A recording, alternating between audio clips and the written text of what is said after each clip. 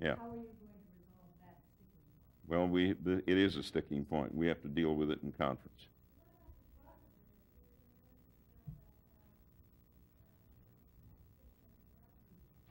Again, there are other things. We're going to have to work these things out in conference, and I hope we can get them worked out. Where the evidence is overwhelming is on the side of the violence on television.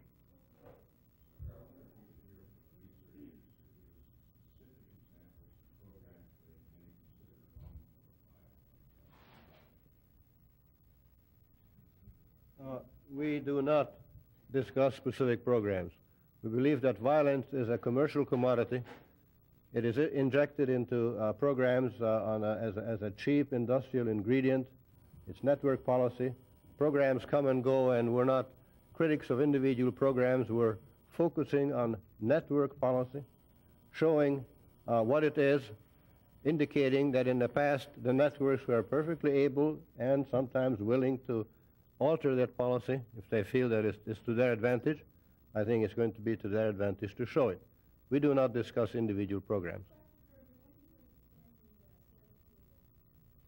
As soon as we get the money. Congressman Glickman, could you also respond to this sticking point that Helms wants to get? How are you going to resolve that, and what happens? I mean, that's going to be Well, in the House, we passed the bill without any other substantive area except violence. We did not include drugs or sex. And the reason for that is the point I made before, is that when you get into the ballpark of talking about ways of maybe modifying speech in this country, you got to be sure you're on careful constitutional footing. In the case of violence, there is the evidence, including Senator Simon's witness and others, indicate that there's enough quantified scientific evidence that violence in TV has an effect with children and other people, that we can do it here. There is no such quantifiable evidence right now on sex and drugs. So I think personally we'd be on some constitutional problems if we went down that road. However, politics is the art of compromise. I think this issue can be worked out. As Senator Simon says, I think you can clearly put in sex and drug-related violence to make it clear that that's included in the issue. And maybe we could look at a way to study the issues that Senator Helms is concerned about. I honestly believe that it'll be worked out. Would that satisfy Helms? I don't know, but again, we haven't gone to conference yet. So, but I think it's important to point out the real heart of this issue is violence. Violence is what causes the behavior, and that has got scientific quantification to it.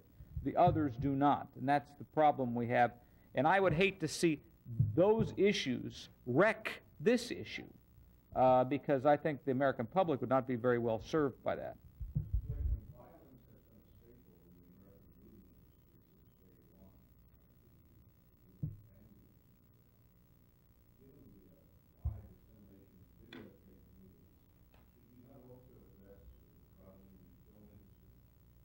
Well, to a large extent, and perhaps Dr. Berger would talk about, they are involved because they are involved intimately in the production of many, if not most, of the movies on television right now, both cable as well as commercial television. So it will influence them. It will have to, in terms of their people, their producers, their writers, their creative folks will have to somehow adapt what they do on television to what they do, in the movie houses. Now, we believe television is different because of the unique forum and in people's homes, and movies are a different form where people have to make affirmative steps to go to and that kind of thing. But it will have some effect in movies. It's got to.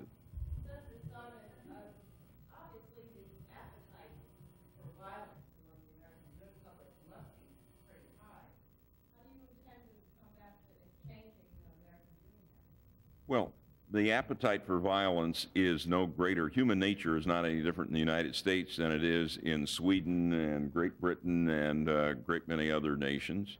And I think if all of the television industry is on the same level in terms of who can do what to make a profit, no one has anything to gain by exceeding those standards. And I think everyone benefits.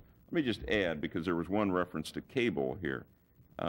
Shortly after I first introduced the bill, I was invited to speak to the cable convention down in Dallas, and I went down thinking I was going to be overwhelmed and barraged by these people. As a matter of fact, the cable people said to me, you know, we really, you know, we're doing what we have to do to make a buck, but we don't like what's happening. We would welcome this. There's a good reason for that. The notion that the American people are really sold on violence is a myth. If you look at the most highly rated programs, typically they're nonviolent programs. The reason for violence is not popularity, but it's cheap to produce. It's cheap, it doesn't require much writing, much talent, much acting talent, it doesn't even require the presence of the stars. So it's not a big issue. It's only a minor issue of a little more cost. And there will be no reduction in ratings. There will be an increase in the cost. And the basic formula of broadcasting is cost per thousand. So if you reduce the cost, even the program is not so popular, you make more money. That's where violence comes in. All that I think is being asked is to be more responsible, to provide a little more time and resources for better writing, to diversify production, and then violence will, if not disappear, will be reduced to its legitimate, dramatic place.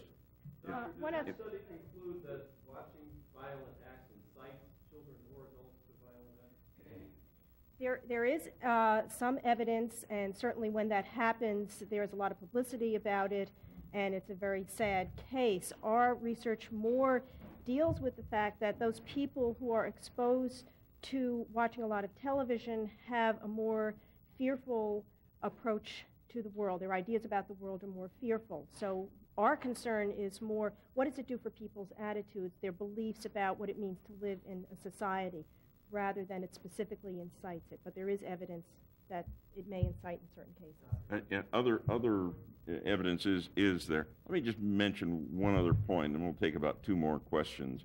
The television industry says basically, there is no harmful effect from watching 27 minutes or 28 minutes worth of television.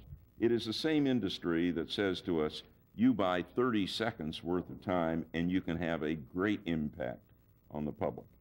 And Dan Glickman and I have experience. We know 30 seconds can have a great impact. And if 30 seconds can have an impact because you buy those commercials, then certainly 25 minutes, 27 minutes, 28 minutes has an impact too.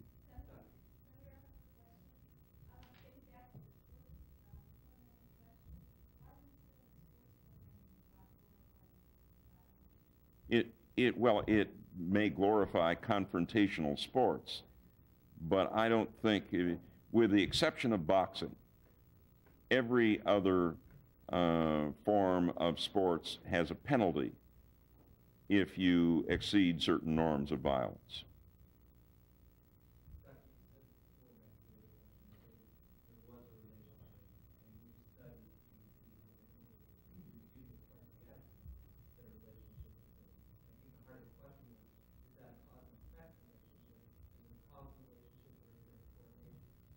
It is correlational. We do not have the evidence to say that it is cause and effect.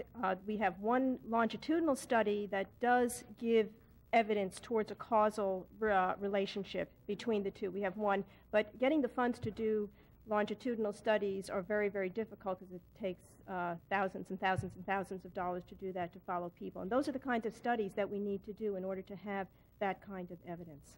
Well, there's one methodological point that I think is very important. What Dr. Signori referred to is longitudinal study to see if exposure to violence changes people's attitudes and inclination and behavior over time. On the other hand, the big difference between television and other media is that television provides an environment into which infants are born. And by the time they're 6 years old, they will have absorbed tens of thousands of these incidents of violence and other things. Therefore, there is no question about causal relationship. There is no before. There is no way of testing them before. So with television, we are dealing with neither the chicken nor the egg, but the hatchery that produces all these effects during, most tellingly, during the first 6 years of life. I would.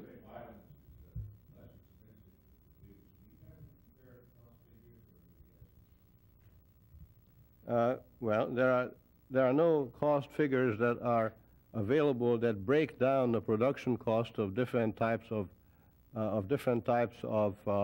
scenes, but there is ample evidence to show that the formulas that the networks demand and the formulas that are imposed on the writers and the formulas that make them write faster, quicker, more on an assembly line basis are the formulas that also include more violence.